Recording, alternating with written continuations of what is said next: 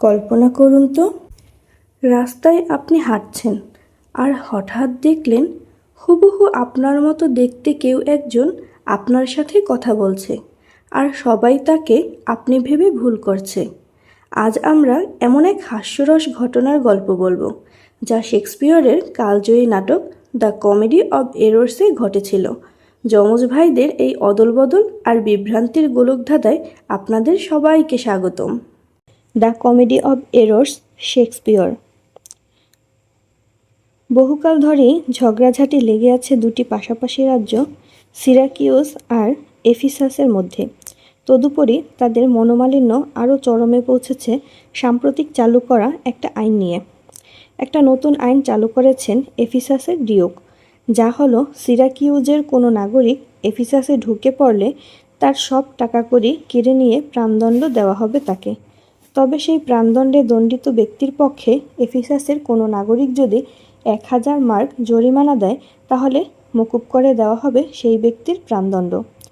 ঘটনাচক্রে সিরাকিউজের এক বৃদ্ধ সওদাগর ইজিয়ান এসে পৌঁছালেন এফিসাসে। নতুন আইন সম্পর্কে জানা ছিল না তার। স্বাভাবিকভাবেই নিজের পরিচয় দিতে গিয়ে তিনি নিজেকে সিরাকিউজের অধিবাসী বলে উল্লেখ করলেন। সাথে সাথেই প্রহরীরা তার টাকাকড়ি ও অন্যান্য জিনিসপত্র কেড়ে নিয়ে গ্রেফতার করল তাকে। তার হাত পা বেঁধে প্রহরীরা তাকে হাজির করল এফিসাসের ডিউক সেলিনাসের সামনে। প্রহরীদের কাছে সব কথা শুনে ইজিয়নকে প্রাণদণ্ডে দণ্ডিত করলেন ডিউক। তিনি আরও বললেন, সূর্যাস্তের আগে যদি কোনো নাগরিক তার জরিমানা স্বরূপ 1000 মার্ক মিটিয়ে দেয়, তবেই মকুব হবে ইজিয়নের প্রাণদণ্ড। বৃদ্ধ ইজিয়ন ভেবে পেলেন না এমন কোনো সহৃদয় নাগরিক আছে যে তার জরিমানার টাকা মিটিয়ে দেবে। এবার ডিউক জানতে চাইলেন, কেন এফিসাসে এসেছে ইজিয়ন। ডিউকের প্রশ্নের জবাবে ইজিয়ন তার জীবনের করুণ কাহিনী শোনাতে লাগলেন ডিউককে। ইজিয়ন বলতে লাগলেন, আমি সিরাকিউজে জন্মেছি। বড় হয়ে আমার পেশা হিসেবে বেছে নিয়েছি ব্যবসা বাণিজ্যকে। বিবাহিত জীবন সুখেই কেটেছে। এপিডাম নামে আমার ব্যবসার দেখভাল করত এক বিশ্বস্ত কর্মচারী। সে মারা যাবার পর অন্য কাউকে দায়িত্ব না দিয়ে আমি নিজেই চলে এলাম এপিডাম নামে। সেখানে এসে ব্যবসার নানা কাজে জড়িয়ে পড়লাম আমি। সেসব কাজ মিটিয়ে তাড়াতাড়ি বাড়ি ফেরা গেল না, এমনকি 6 মাসেও শেষ হলো না সেসব কাজকর্ম। আমি বাড়ি না ফেরায় স্বভাবতই অস্থির হয়ে উঠল স্ত্রী এমিলিয়া। আমি চলে যাবার সময় স্ত্রী এমিলিয়া ছিল গর্ভবতী। আমার জন্য সে ব্যাকুল হয়ে উঠল। শেষে থাকতে না পেরে অন্য এক জাহাজে চেপে হাজির হলো আমার কাছে এপিডাম নামে। সেখানে আসার অল্পদিন বাদেই আমার স্ত্রী যমজ ছেলের জন্ম দিলেন। ছেলে দুটি দেখতে হুবহু একরকম, কোনো তফাৎ নেই তাদের। আমরা উভয়ের নামকরণ করলাম অ্যান্টিফোলাস। একজন বড় অ্যান্টিফোলাস আর অন্যজন ছোট অ্যান্টিফোলাস। এক এক সময় আমরাই বুঝে উঠতে পারতাম না ওদের মধ্যে কে বড় কে ছোট। আমার প্রতিবেশিনী ছিলেন এক দরিদ্র মহিলা। তিনি ও আমার স্ত্রী উভয়ে একই দিনে সন্তান প্রসব করেন। আশ্চর্যের কথা, ওই মহিলাও আমার স্ত্রীর মতো যমজ সন্তানের জন্ম দেন। দুর্ভাগ্যবশত যমজ সন্তান প্রসব করেই ওই মহিলা মারা যান। ওই বাপমাহারা ছেলে দুটিকে আমি তখন নিজ বাড়িতে নিয়ে আসি। ভেবেছিলাম বড় হয়ে ওই শিশু দুটি আমার 2 ছেলের চাকরের কাজ করবে। মহামান্য ডিউক, আপনি বিশ্বাস করবেন কিনা জানি না, আমার যমজ ছেলে দুটির মতো ওই শিশু দুটিও ছিল হুবহু একই রকম। আমি তাদের নাম দিলাম বড় ড্রোমিও আর ছোট ড্রোমিও। এপিডাম নামে কয়েক বছর বাস করার পর আমার স্ত্রী তাগাদ দিতে লাগলেন দেশে ফেরার জন্য। রোজ রোজ তাগাদা শুনে আমিও সিদ্ধান্ত নিলাম দেশে ফেরার। একদিন স্ত্রী এমিলিয়া, বড় অ্যান্টিফোলাস, ছোট অ্যান্টিফোলাস, বড় ড্রোমিও আর ছোট ড্রোমিওকে নিয়ে জাহাজে চেপে রওনা দিলাম দেশের উদ্দেশ্যে। 2 দিন 2 রাত নির্বিঘ্নে কেটে গেল জাহাজে। তৃতীয় দিন দুপুর থেকেই জটিল হতে লাগলো পরিস্থিতি। এক ফালি ঘন কালো মেঘ দেখা দিল আকাশের এক কোণে। কিছুক্ষণের মধ্যেই সেই এক টুকরো মেঘ ছেয়ে ফেলল সারা আকাশকে। সাথে সাথে শুরু হলো ঝড় বৃষ্টির দাপট। প্রতি মুহূর্তেই আমাদের মনে হচ্ছিল জাহাজটা যেন ভেঙে টুকরো টুকরো হয়ে যাবে। প্রকৃতির তাণ্ডবের হাত থেকে রক্ষা পেতে জাহাজের ক্যাপ্টেন আর মাঝি মাল্লারা ছোট ছোট নৌকা জলে নামিয়ে যে যেদিকে পারে পালিয়ে গেল। এক মুহূর্তের জন্য কেউ ভাবল না আমাদের কথা। কি করব ভেবে পাচ্ছিলাম না। এমন সময় চোখে পড়ল পাটাতনের এক কোণে রাখা জাহাজের একটি বাড়তি মাস্তুলের উপর। অমনি মাথায় এক বুদ্ধি এসে গেল। ওই মাস্তুলের একদিকে শক্ত করে বাঁধলাম স্ত্রী এমিলিয়া, ছোট অ্যান্টিফোলাস আর ছোট ড্রোমিওকে, আর অন্যদিকে বাঁধলাম বড় অ্যান্টিফোলাস আর বড় ড্রোমিও আর নিজেকে। এরপর যা হয় হোক ভেবে নিয়ে ঝাঁপিয়ে পড়লাম সমুদ্রের জলে। জলে ভেসে থাকতে কোনো অসুবিধা হলো না। উদ্দেশ্যহীনভাবে আমরা ভেসে চললাম উত্তাল সমুদ্রের বুকে। ঝড়টা যখন সবে স্তিমিত হয়ে আসছে, সে সময় ঘটে গেল এক অদ্ভুত ঘটনা। ডুবো পাহাড়ে ধাক্কা খেয়ে মাস্তুলটা ভেঙে দুটুকরো হয়ে গেল। মুহূর্তের মধ্যে আমরা বিচ্ছিন্ন হয়ে গেলাম স্ত্রী এমিলিয়া, ছোট অ্যান্টিফোলাস ও ছোট ড্রোমিওর কাছ থেকে। অসহায়ভাবে চেয়ে দেখলাম ভাঙা মাস্তুলটা তাদের নিয়ে চলেছে আমাদের উল্টো দিকে। কিছুক্ষণ বাদে দূর থেকে দেখলাম একটা ছোট নৌকা এসে তাদের তুলে নিল সেই জাহাজে। কিছুটা আশ্বস্ত হলাম এই দেখে যে তারা জাহাজে আশ্রয় পেয়েছে। দূর থেকে দেখে মনে হলো সেটা পরিস্থিতি কোনো জাহাজ। এরপর পাল তুলে যাত্রা করলো সেই জাহাজটি। ধীরে ধীরে তা মিলিয়ে গেল দিগন্তের ওপারে। পরম করুণাময় ঈশ্বরের অসীম কৃপায় আমাদেরও আর বেশিক্ষণ জলে ভেসে থাকতে হলো না। ভাসতে ভাসতে কিছুক্ষণ পর আমরা এক জাহাজের সামনে এসে পৌঁছালাম। আমাদের দেখতে পেয়ে জাহাজের মাঝি মাল্লারা নৌকা নামিয়ে আমাদের তুলে নিল। ঝড় বৃষ্টি থেমে যাবার পর তারা আমাদের পৌঁছে দিল সিরাকিউজ বন্দরে। হে মহামান্য ডিউক, সেই থেকে আমি খুঁজে বেড়াচ্ছি স্ত্রী এমিলিয়া ও সেই শিশু দুটিকে, কিন্তু আজ পর্যন্ত তাদের দেখা পাইনি। এভাবে দিন কেটে যেতে লাগলো। আজ বড় অ্যান্টিফোলাস আর বড় ড্রোমিও উভয়ই পা দিয়েছে 18-য়। এখন তারা বলছে যে তারা বড় হয়েছে, এবার খুঁজতে বেরোবে মা ভাইদের। তারা যেখানেই থাক না কেন, আমার বিশ্বাস এমিলিয়া, ছোট অ্যান্টিফোলাস আর ছোট ড্রোমিও সবাই জীবিত আছে। বয়সের ভারে আমার দেহ মন খুবই ক্লান্ত, তাই ইচ্ছে সত্ত্বেও তাদের সঙ্গী হতে পারছি না আমি। এমনিতেই প্রিয়জনদের হারিয়ে আমার মন ভেঙে গেছে, তার উপর যে দুজন আছে তারাও যদি হারিয়ে যায়, সেই ভয়ে আমি শুরুতে রাজি ছিলাম না তাদের প্রস্তাবে। কিন্তু অভিযানের নেশায় তাদের রক্ত গরম, তাই আমার বারণ সত্ত্বেও পিছু হটল না তারা। শেষমেশ অনেক বুঝিয়ে তারা আমাকে রাজি করালো। এক শুভ দিনে বেরিয়ে পড়ল তারা। ওরা চলে যাবার পর প্রিয়জনকে ফিরে পাবার আশায় দিন কাটতে লাগলো আমার। দেখতে দেখতে পুরো 1 বছর কেটে গেল, তবুও ওরা ফিরে এলো না। এভাবে 1 বছর কেটে যাওয়ার পর আমার আর ধৈর্য সইল না। মনে হলো ওদের অনুমতি দিয়ে ঠিক কাজ করিনি আমি। বেপরোয়া হয়ে আমি তাদের খুঁজতে বেরোলাম জাহাজে চেপে। পাগলের মতো আমি ওদের খুঁজে বেড়ালাম এশিয়া, ইউরোপের দেশে দেশে, বন্দরে বন্দরে, কিন্তু কোথাও তাদের হদিস পেলাম না। হতাশ হয়ে একসময় দেশে ফেরার জন্য চেপে বসলাম জাহাজে। মাঝপথে কেন যে হঠাৎ এফিসাস বন্দরে নেমেছি তা আমি ভেবে উঠতে পারছি না। এদেশে যে এমন অদ্ভুত আইন চালু হয়েছে তা আমার জানা ছিল না। শহরে ঢুকতেই রক্ষীদের চোখে পড়ে গেলাম আমি। তারা আমায় বন্দি করে হাতকড়া পরিয়ে নিয়ে এলো আপনার দরবারে। তারপর যা ঘটেছে তা তো অজানা নেই আপনার, মহামান্য ডিউক। ইজিয়নের বেদনাভরা জীবন কাহিনী শুনে খুবই ব্যথা পেলেন ডিউক। তিনি বললেন, দেখো সওদাগর ইজিয়ন, তোমার জন্য আমি সত্যিই খুব দুঃখিত, কিন্তু দেশের প্রচলিত আইন ভেঙে তোমাকে মুক্তি দেওয়া আমার ক্ষমতার বাইরে। তবে তোমার মানসিক অবস্থা বিবেচনা করে পুরো একদিন সময় দিলাম। হয়তো এই এফিসাস নগরে তোমার এমন কোনো আত্মীয় বন্ধু আছে যে জরিমানার টাকা জমা দিয়ে তোমায় খালাস করে দিতে পারে। এই বলে কারাধ্যক্ষকে ডেকে ডিউক আদেশ দিলেন, একে কারাগারে নিয়ে যাও আর শহরের নাগরিকদের জানিয়ে দাও এর প্রাণদণ্ডের কথা। যদি কোনো সহৃদয় নাগরিক এর জরিমানার টাকা দিতে রাজি হয়, তাহলে একে ছেড়ে দিতে আমার কোনো আপত্তি নেই। ডিউককে অভিবাদন জানিয়ে কারাধ্যক্ষ ইজিয়নকে নিয়ে গেলেন কারাগারে। আসুন এবার আমরা ফিরে তাকাই অতীতের দিকে। 18 বছর আগে ঝড় বৃষ্টির সময় যে মাঝি মাল্লারা এমিলিয়া, ছোট অ্যান্টিফোলাস আর ছোট ড্রোমিওকে জাহাজে তুলে নিয়েছিল, তারা সবাই ছিল আদতে জলদস্যু। জাহাজ এফিসাস বন্দরের ভিত্তি তারা তাড়িয়ে দিল এমিলিয়াকে। তারপর তারা ছোট অ্যান্টিফোলাস আর ছোট ড্রোমিওকে চড়া দামে বিক্রি করে দিলে এক ধনী যোদ্ধার কাছে। সেই যোদ্ধা ছিলেন এফিসাসের ডিউকের ঘনিষ্ঠ আত্মীয়। একদিন আত্মীয়ের বাড়িতে বেড়াতে এসে ডিউকের নজর পড়ল সেই শিশু দুটির দিকে। প্রথম দেখাতেই তার মায়া জন্মে গেল শিশু দুটির উপর। আত্মীয়টি যে দামে শিশু দুটিকে কিনেছিলেন তার চেয়ে অনেক দাম দিয়ে তিনি তাদের নিয়ে এলেন রাজপ্রাসাদে। সেখানেই তারা মানুষ হতে লাগলো। লেখাপড়ার সাথে সাথে তারা মল্লবিদ্যাও শিখতে লাগলো। ওরা একটু বড় হবার পর ডিউক তাদের যুদ্ধবিদ্যাও শেখালেন। অল্প দিনের মধ্যেই যুদ্ধবিদ্যায় পারদর্শিতা দেখালেন ছোট অ্যান্টিফোলাস। তখন ডিউক তার সেনাবাহিনীতে সৈনিকের পদে নিয়োগ করলেন তাকে। অল্প দিনের মধ্যেই ছোট অ্যান্টিফোলাস তার অসাধারণ দক্ষতা দেখিয়ে ডিউকের রাজসভায় স্থায়ী আসন অর্জন করল। ক্রমে ক্রমে সে ডিউকের প্রিয়পাত্র হয়ে উঠল। এরপর ডিউক ছোট অ্যান্টিফোলাসের বিয়ে দিলেন শহরের সম্ভ্রান্ত ধনীর মেয়ে অ্যাড্রিয়ানার সাথে। অ্যাড্রিয়ানা যেমন সুন্দর দেখতে তেমনি গুণবতী। বিয়ের সময় তার শ্বশুর ছোট অ্যান্টিফোলাসকে একটি সুন্দর বাড়িও যৌতুক হিসেবে দিলেন। অ্যাড্রিয়ানা তার নিজের অবিবাহিতা ছোট বোন লুসিয়াকে এনে রাখল নিজের কাছে।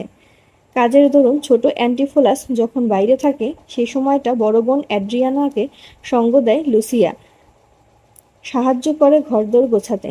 বড় বোন অ্যাড্রিয়ানার মতো লুসিয়াও অসাধারণ রূপসী, রূপবতী স্ত্রী আর শ্যালিকাকে নিয়ে সুখে স্বচ্ছন্দে দিন কাটলেও মনে শান্তি নেই ছোট অ্যান্টিফোলাসের। মার কথা মনে পড়লেই সে যেন কেমন আনমনা হয়ে যায়। সবসময় কেঁদে ওঠে তার মন। কি অদ্ভুত এই নিয়তির খেলা! মৃত্যুদণ্ডে দণ্ডিত বন্দী ইজিয়ান জানেন না যে তার ছেলে ছোট অ্যান্টিফোলাস আর পালিত পুত্র ছোট ড্রোমিও রাজার হালে দিন কাটাচ্ছে এই শহরে বসে। কি বিচিত্র এই নিয়তির লীলা খেলা! বৃদ্ধ সওদাগর ইজিয়ানকে কারাগারে নিয়ে যাবার কিছুক্ষণ বাদে একটি জাহাজে সে ভিড়ল এফিসাস বন্দরে। সেই জাহাজে ছিল ইজিয়নের ছেলে বড় অ্যান্টিফোলাস আর বড় ড্রোমিও। জাহাজ থেকে নামার আগে এক সহৃদয় ব্যক্তি বড় অ্যান্টিফোলাসকে জানালো এফিসাসের নতুন আইনের কথা, এবং সে এও বলল রক্ষীদের প্রশ্নের জবাবে বড় অ্যান্টিফোলাস যেন না বলে যে সে সিরাকিউস থেকে এসেছে। এফিসাসের নতুন আইন অনুযায়ী কোনো সিরাকিউসবাসী সেখানে এলেই তার প্রাণদণ্ড হবে। একথা সে প্রথম জানতে পারল সেই যাত্রীর কাছ থেকে। এবার মালপত্র নিয়ে তারা নেমে পড়ল ডাঙায়। রক্ষীদের প্রশ্নের জবাবে উভয়ে জানালো যে এপিড্যামনাম থেকে আসছে তারা। বন্দর থেকে বেরিয়ে এসে তারা শুনতে পেল সেই দিনই শুধু সিরাকিউজের অধিবাসী এই অপরাধে একজন বৃদ্ধ সওদাগরকে প্রাণদণ্ডে দণ্ডিত করা হয়েছে। কিন্তু তারা কেউই জানতে পারল না যে সেই বৃদ্ধ সওদাগরই ইজিয়ন। সম্পর্কে মনিব আর চাকর হলেও মাঝে মাঝে সমবয়স্ক বন্ধুর মতো একে অপরের সাথে কথাবার্তা বলে। কখনো মনিবের মন খারাপ হলে বড় ড্রোমিও চেষ্টা করে হাসি ঠাট্টার মাধ্যমে তাকে চাঙ্গা করে তুলতে। কদিন এ শহরে থাকতে হবে তার ঠিক নেই, কাজেই থাকা খাওয়ার একটা নিশ্চিন্ত ব্যবস্থা করতে ব্যাকুল হয়ে উঠল বড় অ্যান্টিফোলাস। জাহাজে থাকাকালীন এক যাত্রীর মুখে সে শুনেছিল এই শহরে সবচেয়ে ভালো হোটেলের নাম সেন্টার হোটেল। সেই হোটেলে থাকা খাওয়ার ব্যবস্থা করার জন্য সে বড় ড্রোমিওকে ডেকে পাঠিয়ে তার হাতে প্রয়োজনীয় টাকা কড়ি দিয়ে দিল।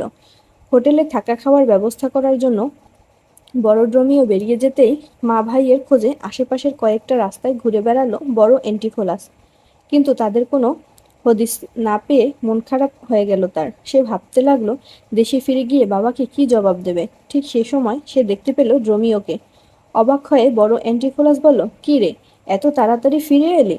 হোটেলের খাতায় আমাদের নামধাম লিখিয়ে টাকা পয়সা জমা দিয়েছিস তো? আমরা যে এপিডামনাম থেকে এসেছি সে কথা বলেছিস তো? ড্রোমিও জবাব দিল, এসব আপনি কি বলছেন? আপনার আসতে দেরি দেখেই তো গিন্নিমা আপনার খোঁজে আমায় পাঠালেন। তাড়াতাড়ি চলুন, নয়তো খাবার দাবার জুড়িয়ে জল হয়ে যাবে। ধমকে উঠে বলল বড় অ্যান্টিফোলাস, পাগলের মতো কি যাতা বকছিস? গিন্নিমা?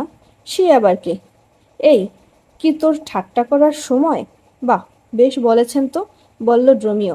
আমাদের গিন্নিমা মানে আপনার স্ত্রী আর সুন্দরী শ্যালিকা আপনার সাথে খাবে বলে সেই কখন থেকে অপেক্ষা করে বসে আছে। তাদেরও তো ক্ষুধা তৃষ্ণা আছে, সে কথা কেন ভুলে যাচ্ছেন?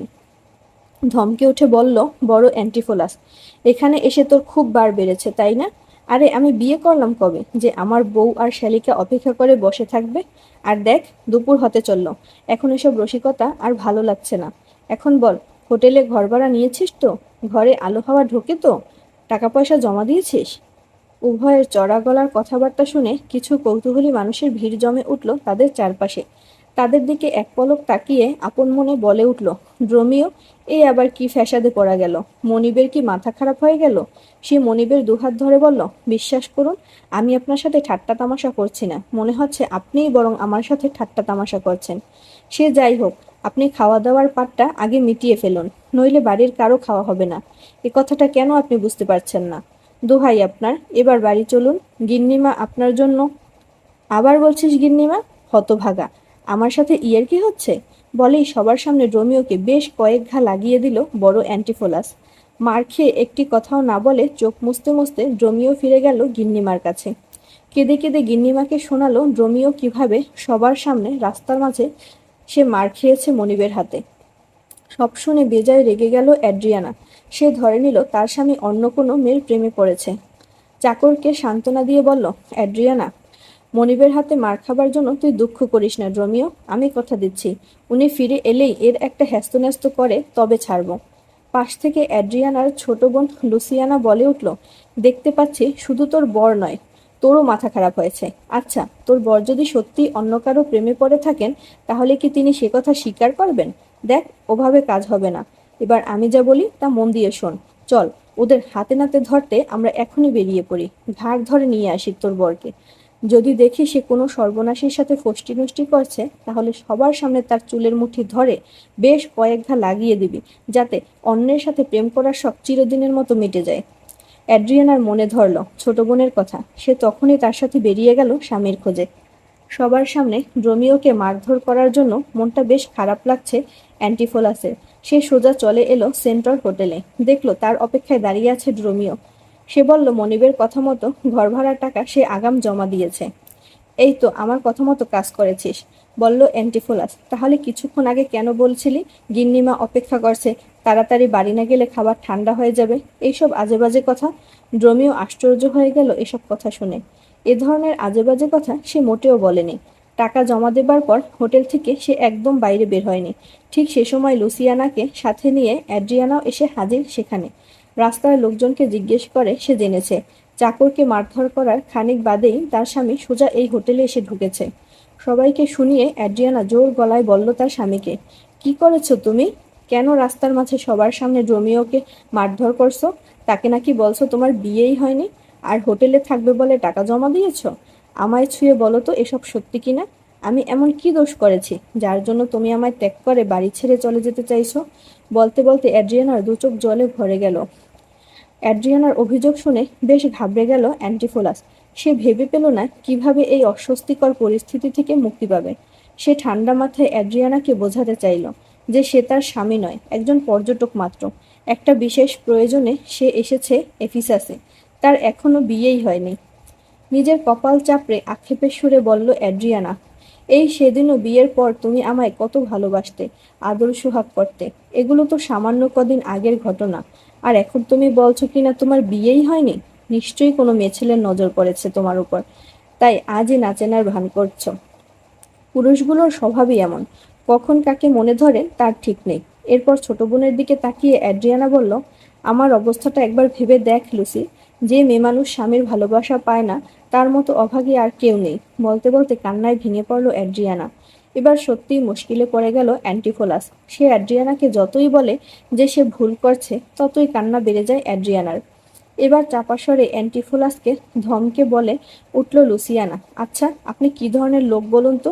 সেই তখন থেকে কি সব ছেলে মানুষই শুরু করেছেন? না হয় মানছি আপনার বিয়ে হয়নি, আর বিয়েও আপনাকে করতে হবে না। দয়া করে এবার বাড়ি চলুন। সেই কখন থেকে আপনার খাবার সাজিয়ে বসে আছে দিদি। আমাদেরও তো ক্ষুধা তৃষ্ণা পায় নাকি? আমরা রক্ত মাংসের মানুষ নই। লুসিয়ানার দিকে তাকিয়ে অ্যান্টিফোলাস বলল, তোমার দিদি? তাহলে তুমি কে? ভগ্নিপতির কথায় এই প্রথম ধাক্কা খেল লুসিয়ানা। সে অবাক হয়ে বলল, কি বলছেন আপনি? তার মানে? তার মনে প্রশ্ন জাগল, সত্যিই কি অ্যাড্রিয়ানের মতো তাকেও চিনতে পারেননি অ্যান্টিফোলাস? সে হেসে জবাব দিল, আমি আপনার আদরের শ্যালিকা লুসিয়ানা। আমার শ্যালিকা বললেই হলো আর কি। লুসিয়ানার দিকে তাকিয়ে গলা চড়িয়ে বলল অ্যান্টিফোলাস, আরও আমার বলে এখনো পর্যন্ত বিয়েই হয়নি। ঠান্ডা মাথায় তাকে বোঝাতে লাগলো, লুসিয়ানা, বেশ মেনে নিলাম আপনার বিয়ে হয়নি, কিন্তু তার আগে দয়া করে একবার বাড়ি চলুন। এত বেলা পর্যন্ত সবাই না খেয়ে আপনার জন্য অপেক্ষা করে আছে। রান্না খাবার দাবারও পচে নষ্ট হবার জোগাড়। আপনিই বলুন না কেন, এসব কি ঠিক হচ্ছে? লুসিয়ানার প্রস্তাবে সায় দিয়ে বলল ড্রোমিও, কর্তা তাই চলুন। ওরা যখন এত করে বলছেন, তখন ওদের বাড়ি গিয়ে রান্না করা খাবারগুলো খেয়ে নেওয়া যাক। রেগে গিয়ে ড্রোমিওর দিকে তাকিয়ে অ্যান্টিফোলাস বলল, ও তুইও ওদের দলে ভিড়েছিস? এমন একটা আকর্ষণ ছিল যা শুরুতেই আকৃষ্ট করেছে তাকে। অনেক চেষ্টা করেও সেই চুম্বকের আকর্ষণ থেকে নিজেকে মুক্ত করতে পারছে না অ্যান্টিফোলাস। বেশ, তবে চলো, বলে উঠে দাঁড়ালো অ্যান্টিফোলাস। পরক্ষণে কি মনে করে অ্যাড্রিয়ানার একটা শর্ত আছে, বাড়ি গিয়ে তুমি মুখ ফুটে কাউকে বলবে না যে আমি তোমার স্বামী।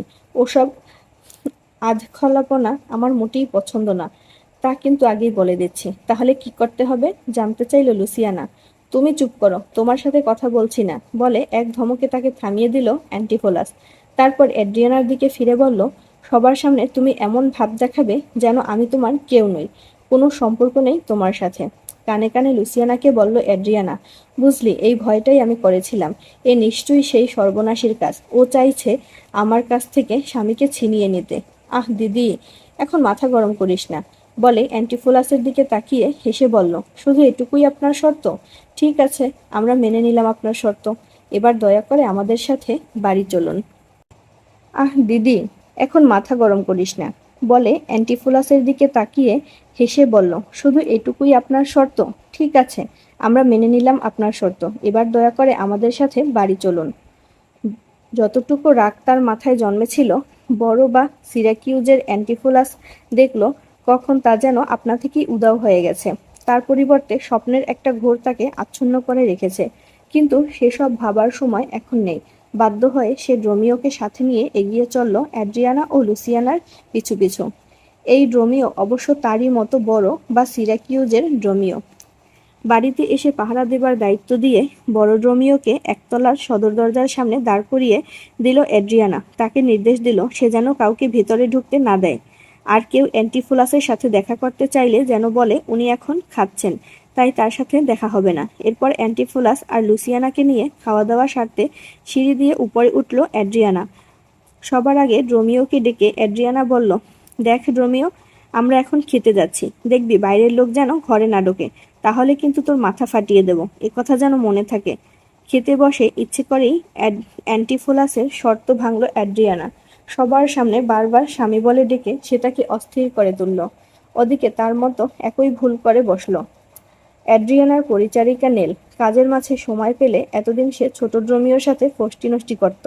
তাকে বিয়ে করে ঘর সংসার বাঁধবে বলে কথাও দিয়েছিল সে। অ্যান্টিফোলাসের সাথে বড় ড্রোমিওকে দেখে সে ধরে নিল এই তার পুরনো প্রেমিক। সে যেচে গিয়ে তাকে প্রেম ভালোবাসার কথা শোনাতে লাগলো।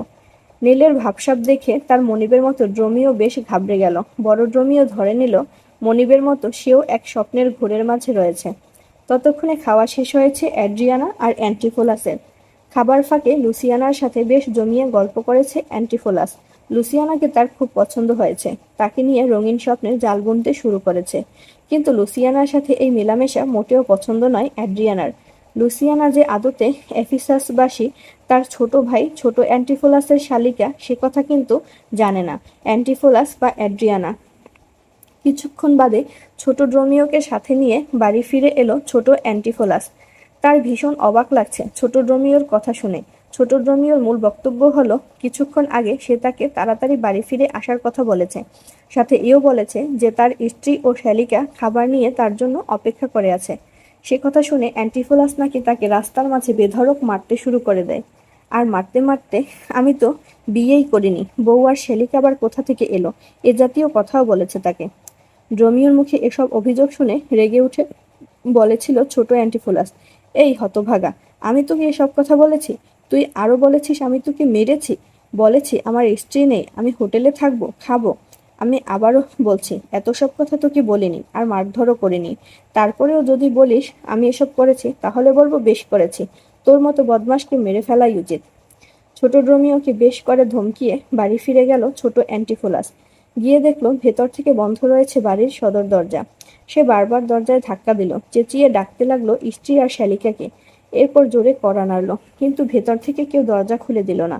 শেষমেশ ছোট ড্রোমিও তার প্রেমিক অ্যাড্রিয়ানার সহচরী নেল এর নাম ধরে ডাকাডাকি করলো, কিন্তু তাতেও কেউ দরজা খুলে দিল না।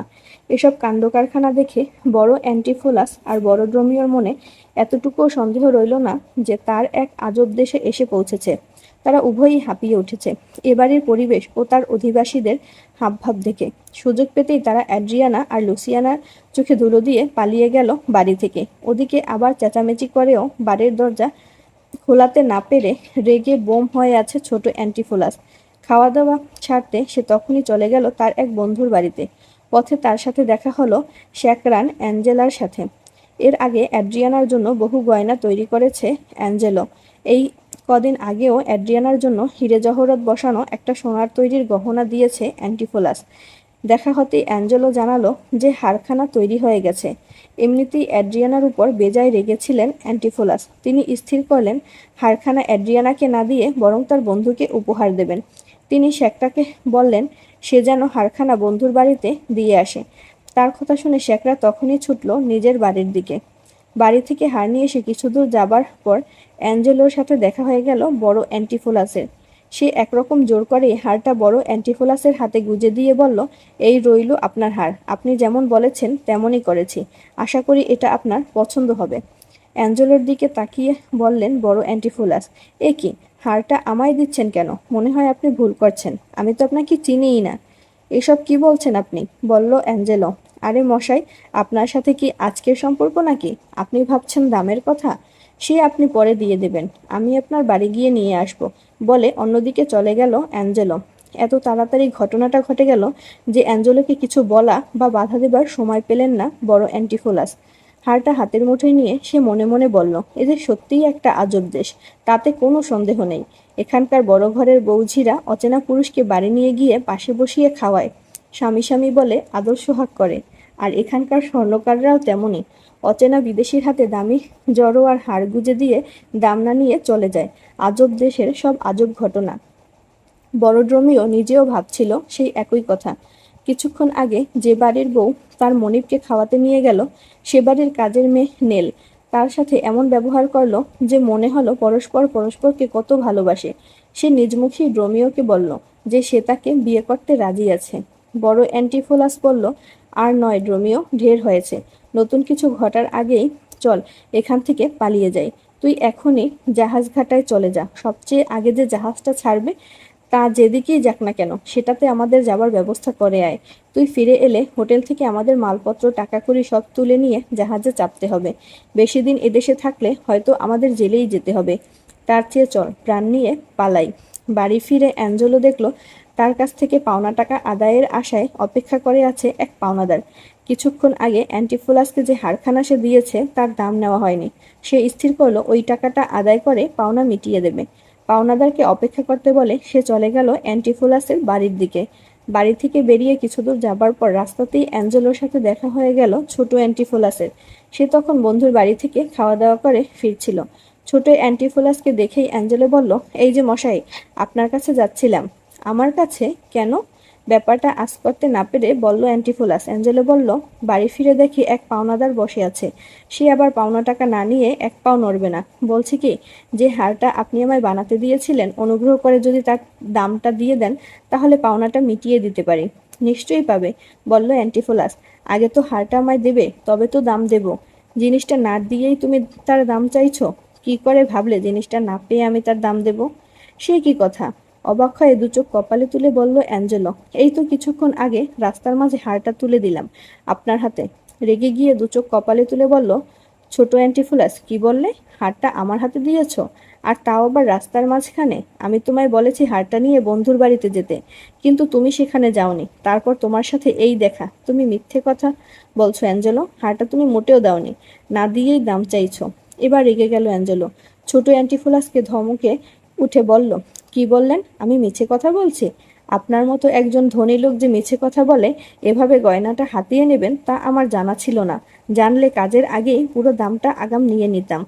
ধমকে উঠে বলল ছোট অ্যান্টিফোলাস। মুখ সামলে কথা বলবে অ্যাঞ্জেলো, রাস্তার মাঝে যাতা বলে অপমান করার ফল কিন্তু হাড়ে হাড়ে টের পাবে। আপনি থামুন মশাই, পাল্টা ধমক দিল অ্যাঞ্জেলো। আপনার মতো চোর জোচ্চোরকে আমি থোড়াই কেয়ার করি। এখনো বলছি, হারের দামটা মিটিয়ে দিন, নইলে ঘোল খাইয়ে ছাড়বো আপনাকে।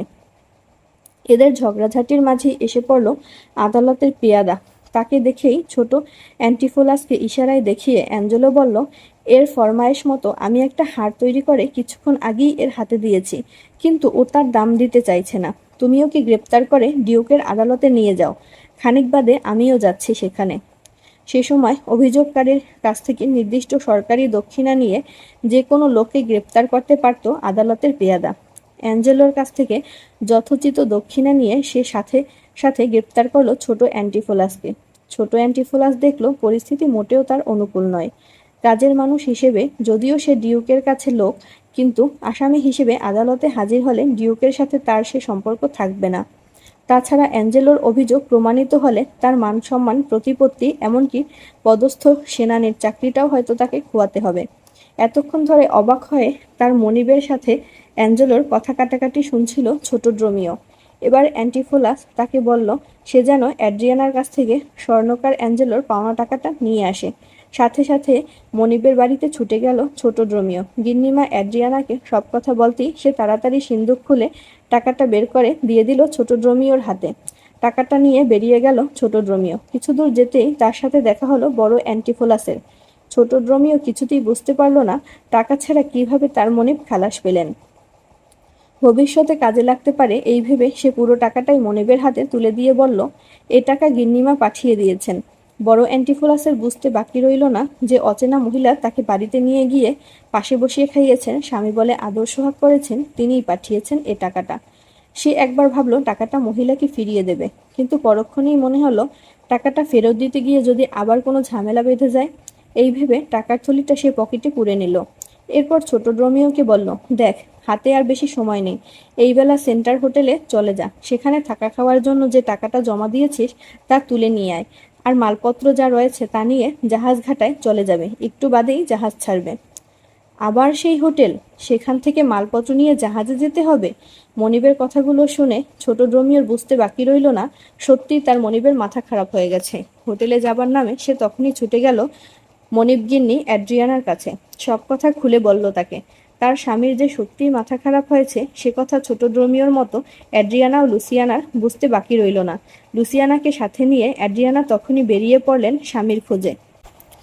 কিছু দূর যাবার পর অ্যাড্রিয়ানার চোখে পড়ল আদালতের পেয়াদা বেঁধে নিয়ে যাচ্ছে তার স্বামীকে। স্বামীর ওই অবস্থা দেখে চোখে জল এসে গেল অ্যাড্রিয়ানার। সে তখনই ছুটে গেল স্বামীর কাছে। তাকে দেখেই তেলে বেগুনে জ্বলে উঠল ছোট অ্যান্টিফোলাস। যা মুখে আসে তাই বলে গালাগাল দিয়ে বলল, ক্ষুধার জ্বালায় যখন আমার পেট জ্বলে যাচ্ছিল সে সময় বারবার ডাকাডাকি করা সত্ত্বেও তুমি বাড়িতে ঢুকতে দাওনি আমায়।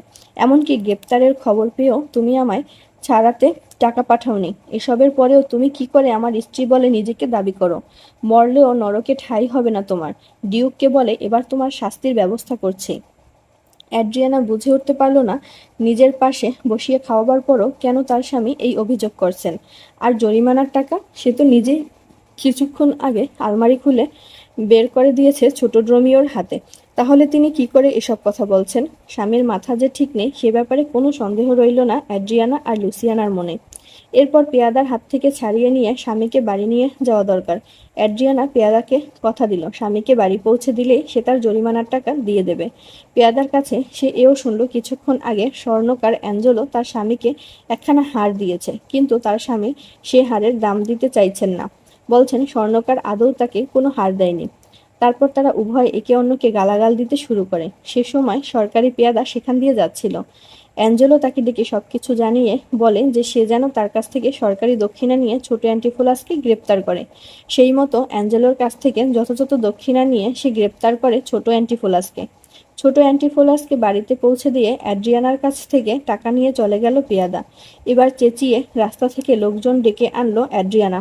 তার কথা মতো লোকজন দড়ি দিয়ে বেঁধে রাখলো ছোট অ্যান্টিফোলাসকে। তারপর পাগলামির চিকিৎসার জন্য ডেকে নিয়ে এলো এক গ্রাম্য ওঝাকে। সে সময় পাগলামির চিকিৎসার জন্য লোকেরা ওঝারই শরণাপন্ন হতো। ওঝার হাতে স্বামীকে ছেড়ে দিয়ে বাড়ির দরজা ভালোভাবে বন্ধ করে দিয়ে এবার অ্যাড্রিয়ানা রওনা দিল অ্যাঞ্জেলোর বাড়িতে, গিয়ে হারের দাম পরিশোধ করতে। কিছু দূর যাবার পর তার সাথে দেখা হয়ে গেল বড় অ্যান্টিফোলাসের। তাকে দেখেই অ্যাড্রিয়ানা ধরে নিল ওঝার হাত ছাড়িয়ে পালিয়ে এসেছে তার স্বামী। সত্যি সত্যি বড় অ্যান্টিফোলাসকে তখন দেখে মনে হচ্ছিল সে পাগল হয়ে গেছে। তার মাথার চুল উস্কো খুস্কো, হাতে খোলা তলোয়ার আর দু চোখে পাগলের মতো হিংস্র চাহনি। আর তাকে তাড়া করে চলেছে শত শত লোক। আসলে তখন চারিদিকে খবর ছড়িয়ে পড়েছে যে অ্যান্টিফোলাস পাগল হয়ে গেছে, তাই তাকে ধরার জন্য পেছনে লোক ছুটেছে। অ্যাড্রিয়ানা দেখতে পেল বড় রোমিওর হাতেও তলোয়ার। তলোয়ার উঁচিয়ে সে তার মনিবকে পাহারা দিয়ে যাচ্ছে, যাতে কেউ তার মনিবের কাছে ভিড়তে না পারে। এ দৃশ্য দেখে অ্যাড্রিয়ানা জনতার কাছে করুণ মিনতি জানাতে লাগলো যেন তার স্বামীকে বেঁধে ফেলে। এদিকে অ্যান্টিফোলাসও বেশ বুঝতে পারল এভাবে তলোয়ারের ভয় দেখিয়ে বেশিক্ষণ আটকে রাখা যাবে না জনতাকে। কিছুক্ষণ বাদেই লোকেরা তার চারপাশ ঘিরে অ্যাড্রিয়ানার কথা মতো দড়ি দিয়ে বেঁধে ফেলবে তাকে। এমন সময় সামনে একটা বাড়ি দেখতে পেল অ্যান্টিফোলাস। কোনো উপায় দেখতে না পেয়ে সে আর বড় ড্রোমিও দ্রুত সেই বাড়িতে ঢুকে পড়ল আশ্রয়ের আশায়। সে বাড়িটা আসলে একটা মঠ। এক বৃদ্ধ সন্ন্যাসিনী সেই মঠের কর্ত্রী। লোকজনের চিৎকার চেঁচামেচি শুনে তিনি বাইরে বেরিয়ে এলেন। সব শোনার পর তিনি অ্যাড্রিয়ানাকে বললেন, দেখো, এই মাঠে কেউ আশ্রয় নিলে তাকে জোর করে ধরে নিয়ে যাবার অধিকার কারো নেই। এই মুহূর্তে তোমরা চলে যাও এখান থেকে। সন্ন্যাসিনীর কথা শুনে অ্যাড্রিয়ানা রেগেমেগে বলল, কিন্তু যাদের মাথা খারাপ হয়েছে তাদের বেলা এ নিয়ম খাটে না। আমার স্বামীর মাথা খারাপ হয়েছে, বাড়িতে নিয়ে গিয়ে আমি তার চিকিৎসা করাবো। সেখানে ওঝা অপেক্ষা করে আছে। মঠের কর্তৃ কিন্তু মানতে চাইলেন না অ্যাড্রিয়ানার কথা। তার স্থির বিশ্বাস, আশ্রয়ের জন্য যারা মাঠে ঢুকেছে তাদের কেউ পাগল নয়। মেয়েটি বলছে বটে তার স্বামীর মাথা খারাপ হয়ে গেছে, কিন্তু কোথায় যেন একটা ভুল হচ্ছে বলে মনে করছেন সন্ন্যাসিনী। তাই তিনি কিছুতেই রাজি হলেন না অ্যাড্রিয়ানার হাতে বড় অ্যান্টিফোলাসকে তুলে দিতে। এদিকে সন্দেহ হয়ে আসছে, বৃদ্ধ সওদাগর ইজিয়নকে তার জরিমানার টাকা জমা দেওয়ার যে সময় দিয়েছিলেন ডিউক, তার মেয়াদও ফুরিয়ে আসছে। সূর্য ডোবার আগে টাকা দিতে না পারলে প্রাণদণ্ড হবে ইজিয়নের। প্রাণদণ্ড দেবার জন্য রক্ষীরা ইজিয়নকে কারাগার থেকে বের করে মঠের দিকে নিয়ে আসছে। যে জায়গাটায় তার প্রাণদণ্ড হবে তা মঠের ঠিক পাশেই। প্রাণদণ্ড দেবার জন্য ইজিয়নকে নিয়ে চলেছে জল্লাদ, আর তার পেছনে পেছনে ডিউক চলেছেন একদল প্রহরী আর কর্মচারী নিয়ে। সে সময় মঠ থেকে বেরিয়ে এলো অ্যাড্রিয়ানা। মঠের কর্তৃ তার পাগল স্বামীকে আটকে রেখেছেন বলে সে অভিযোগ জানালো ডিউকের কাছে। ডিউক খুব দুঃখ পেলেন অ্যাড্রিয়ানার কথা শুনে, কারণ তার স্বামী অ্যান্টিফোলাস সেনাদলের এক পদস্থ সেনানী, রাজসভার নিয়মিত সভাসদ। একদিন তিনি নিজেই অ্যান্টিফোলাসের সাথে অ্যাড্রিয়ানার বিয়ে দিয়েছিলেন। তিনি মঠের কর্তৃকে ডেকে বললেন, অ্যান্টিফোলাস নামী যে ব্যক্তিটি আপনার মঠে আশ্রয় নিয়েছে তাকে ডেকে আনুন। ডিউকের হুকুম শুনে মঠের কর্তৃ ভেতরে গেলেন তার আশ্রিতদের আনতে। ঠিক সে সময় ছোট ড্রোমিওকে সাথে নিয়ে ছোট অ্যান্টিফোলাসও হাজির হলেন সেখানে। ওঝার হাত থেকে কোনো মতে নিজেকে ছাড়িয়ে নিয়ে অ্যাড্রিয়ানার সাথে একটা ফয়সালা করতে এসেছেন তিনি। তারা আসার সাথে সাথেই বড় অ্যান্টিফোলাস আর বড় ড্রোমিওকে নিয়ে বাইরে এলেন মঠের কর্তৃ। এবার সবাই নিশাচুপ। অবাক হয়ে অ্যাড্রিয়ানা দেখল তার সামনে পাশাপাশি দাঁড়িয়ে আছে দুজন স্বামী। বড় ও ছোট ড্রোমিও আশ্চর্য হয়ে দেখল তাদের দুজন মনিবী হুবহু একরকম দেখতে। বড় ও ছোট অ্যান্টিফোলাসও দেখলেন তাদের দুজন চাকরের মাঝে এক আশ্চর্য মিল। আর ইজিয়ান যেন নিজের চোখকেই বিশ্বাস করতে পারল না যে সত্যিই তার সামনে দাঁড়িয়ে আছে দুই হারানো ছেলে আর দুই পালিত পুত্র। সে ডেকে উঠল তার দুই ছেলেকে। ডাক শুনে ঘাড় ঘোরালো বড় ও ছোট অ্যান্টিফোলাস। বন্দি অবস্থায় বাবাকে দেখে অবাক হয়ে গেল তারা। ছোট অ্যান্টিফোলাসকে ডেকে নিজের পরিচয় দিল ইজিয়ান। এতদিন পর হারানো বাবাকে পেয়ে বেজায় খুশি হলো ছোট অ্যান্টিফোলাস। এবার চমকে উঠলেন মাঠের কর্তৃ। তিনি স্বপ্নেও ভাবেননি এতদিন বাদে আবার ফিরে পাবেন স্বামী ইজিয়নকে। আর শুধু স্বামী নয়, দুই হারানো ছেলে আর দুই পালিত পুত্রকেও ফিরে পেলেন ইজিয়নের স্ত্রী এমিলিয়া। এমন আনন্দের দিনে ডিউক খুশি হয়ে প্রাণদণ্ড মকুব করে মুক্তি দিলেন ইজিয়নকে। স্বামীর সাথে ভুল বোঝাবুঝি মিটে গেল অ্যাড্রিয়ানার। ডিউকের সামনে অ্যাড্রিয়ানা প্রতিশ্রুতি দিলেন তিনি তার বোন লুসিয়ানার বিয়ে দেবেন ভাসুর বড় অ্যান্টিফোলাসের সাথে। গল্পটি আপনার ভালো লেগে থাকলে এমন আরও মজার গল্প শোনার জন্য চ্যানেলটি সাবস্ক্রাইব করতে ভুলবেন না। আপনাদের সমর্থনই আমার এগিয়ে যাওয়ার শক্তি।